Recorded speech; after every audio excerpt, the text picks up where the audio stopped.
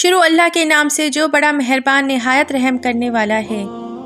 جب ماہ رمضان المبارک کی آمد ہوتی ہے تو تمام علماء کرام کی زبانوں پر ایک مشہور حدیث گردش کرنے لگ جاتی ہے کہ جب ماہ رمضان کی پہلی شب آتی ہے تو شیاطین اور سرکش جنات قید کر دیے جاتے ہیں اور دوزخ کے سارے دروازے بند کر دیے جاتے ہیں اور کوئی دروازہ کھولا نہیں جاتا، اور جنت کے سارے دروازے کھول دیے جاتے ہیں اور کوئی دروازہ بند نہیں کیا جاتا۔ تو ایک منادی ندا دیتا ہے کہ اے خیر والوں آگے بڑھو اور شر کے طلبگاروں پیچھے ہٹو، اور اللہ کریم لوگوں کو جہنم سے آزاد فرماتے ہیں، اور یہ ہر رات ہوتا ہے۔ لیکن بات یہ ہے کہ اگر رمضان میں شیطان قید ہے تو انسان گناہ کیوں کرتا ہے؟ یہ حدیث ہم نے بھی کئی دفعہ سنی ہے اور کتابوں میں بھی یہی پڑھا ہے، لیکن اس کے صحیح اور درست مفہوم تک شاید ابھی تک ہمیں رسائی حاصل نہیں ہو پائی۔ حدیث پاک کا مفہوم ہے کہ رمضان کی آمد پر شیاطین قید کر دیے جاتے ہیں، لیکن شیاطین قید کیے جانے سے کیا مراد ہے؟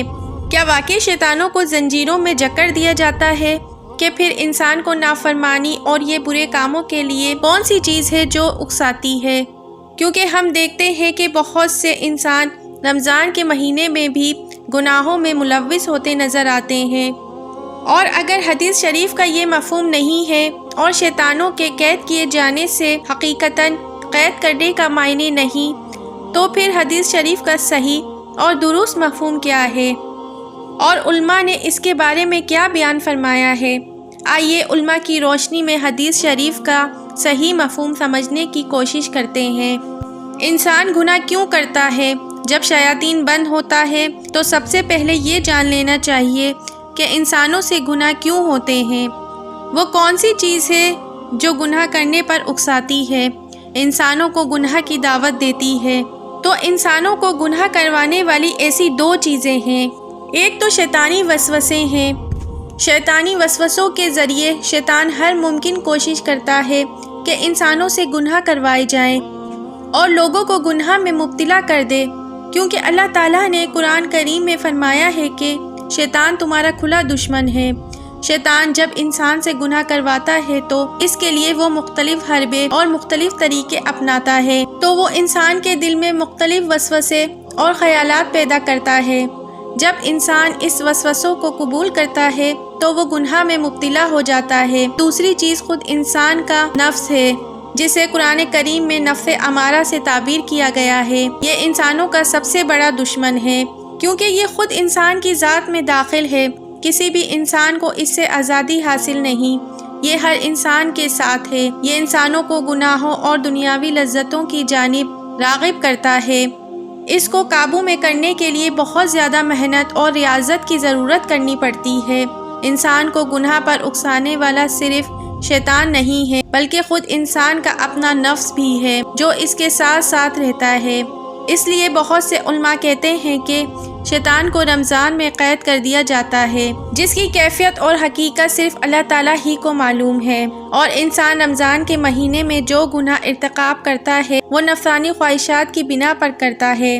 انسان کا اپنا نفس ہی اسے گناہوں کی طرف مائل کرتا ہے، اور انسان اس پر قابو نہ پانے کی صورت میں اس کا غلام بن جاتا ہے اور اپنے نفس کے کہنے پر گناہ کرتا جاتا ہے۔ علماء حافظ نعیمی رحمۃ اللہ علیہ حلیمی سے نقل فرماتے ہیں کہ شیطان کے قید کیے جانے سے یہ مراد ہو سکتا ہے کہ شیطانی وسوسے مسلمانوں پر اثر انداز نہیں ہو پاتے، کیونکہ مسلمان ہر وقت پاک صاف رہتا ہے، وہ نماز پڑھتا ہے، روزہ رکھتا ہے اور قرآن کریم کی تلاوت کرتا ہے، دیگر مشقت اور عبادت میں مشغول رہتا ہے، جس کی وجہ سے شیطان مسلمانوں کو بہکانے میں ناکام رہتا ہے۔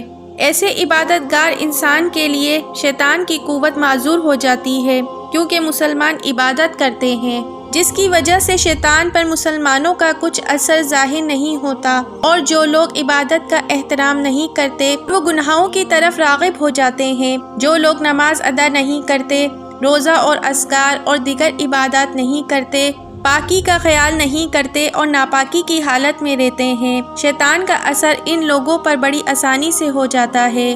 ایسے لوگوں کو شیطان بڑی آسانی سے ورغلانے اور گناہ کرنے پر آمادہ کر لیتا ہے۔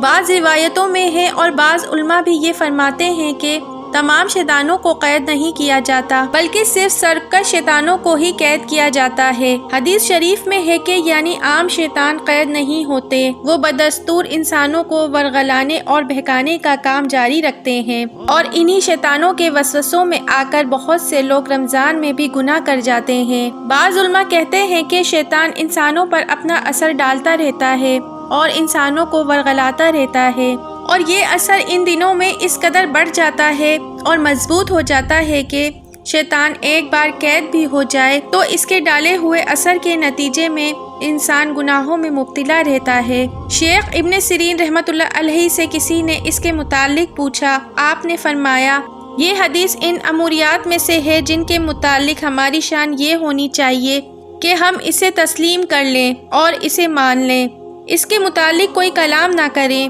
کیونکہ یہی مسلمانوں کے لیے بہتر ہے۔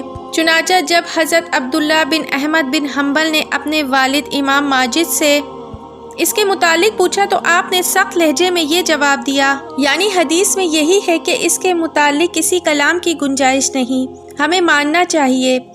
تو میرے محترم ناظرین، رمضان مبارک بہتر طریقے سے گزارنے کے لیے جتنا آپ اللہ کی عبادت میں مشغول رہیں گے اتنا ہی شیطان آپ سے دور بھاگیں گے، بلکہ رمضان کے علاوہ جب آپ اللہ کی عبادت کرتے ہیں، نماز پڑھتے ہیں، قرآن پاک کی تلاوت کرتے ہیں، تسبیح پڑھتے ہیں تو شیطان آپ کے قریب نہیں آتے۔ شیطان کن لوگوں کے قریب آتا ہے اور شیطان کن لوگوں کو اپنا شکار بناتا ہے، شیطانی چیزیں کن لوگوں پر زیادہ کام کرتی ہیں، وہی لوگ جو اللہ تعالیٰ کا ذکر و اذکار نہیں کرتے، اللہ کی عبادت نہیں کرتے، نماز نہیں پڑھتے، قرآن پاک کی تلاوت نہیں کرتے۔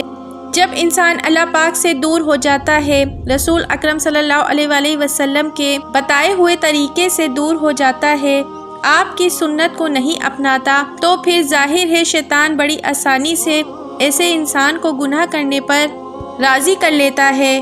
تو ایسا انسان شیطان کے ہتھے چڑھ جاتا ہے اور شیطان کے کہنے پہ گناہ کر جاتا ہے۔ ایسے شخص کو بہکانا، گناہ کروانا شیطان کے لیے بڑا آسان ہو جاتا ہے۔ اسی لیے جب تک انسان اللہ کی عبادت کرتا رہتا ہے، اللہ کا ذکر کرتا رہتا ہے، نماز اور تسبیح پڑھتا رہتا ہے، شیطانی وسوسے ایسے انسان پر اثر نہیں کرتے بلکہ شیطان اس سے دور بھاگتے ہیں۔ کافی حدیثوں میں ہم نے بھی پڑھا ہے جب ہم اللہ کی عبادت کرتے ہیں، ذکر و اذکار میں مشغول رہتے ہیں تو شیاطین ہم سے دور بھاگ جاتے ہیں۔ تو میرے محترم ناظرین، اللہ کی عبادت کو اس طرح سمجھ لیں کہ جیسے ہم کھانے کے بغیر زندہ نہیں رہ سکتے، ایسے ہی اگر ہم نماز ادا نہیں کریں گے اور اللہ کا ذکر نہیں کریں گے تو ہم زندہ نہیں رہ سکیں گے۔ ماہ رمضان بہت برکتوں اور رحمتوں والا مہینہ ہے، اور اس ماہ کی عظمتوں کا اندازہ اس بات سے لگایا جا سکتا ہے کہ قرآن مجید کا نزول بھی اسی مقدس مہینے میں ہوا تھا۔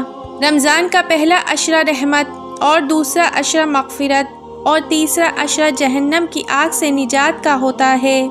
جب رمضان کا چاند نظر آ جاتا تو حضور اکرم صلی اللہ علیہ وآلہ وسلم فرماتے کہ یہ چاند خیر و برکت والا ہے، میں اس ذات پر ایمان رکھتا ہوں جس نے مجھے پیدا فرمایا۔ اللہ تعالی ہم سب کے رمضان کے روزے، رمضان کی عبادتوں کو قبول فرمائے اور ہمیں رمضان کریم کو صحیح طریقے سے سمجھنے اور گزارنے کی توفیق عطا فرمائے، آمین۔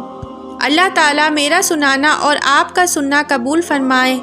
ویڈیو اچھی لگی ہے تو شیئر ضرور کیجیے گا۔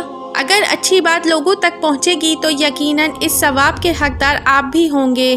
اگر آپ نے ابھی تک میرے چینل کو سبسکرائب نہیں کیا ہے تو میرے چینل کو جلدی سے سبسکرائب کر کے ہماری فیملی کا حصہ بن جائیے۔ ویڈیو پر لائک اور پیارا کمنٹ ضرور دیجیے۔ زندگی رہی تو پھر ملیں گے معلوماتی ویڈیو کے ساتھ۔ اللہ حافظ۔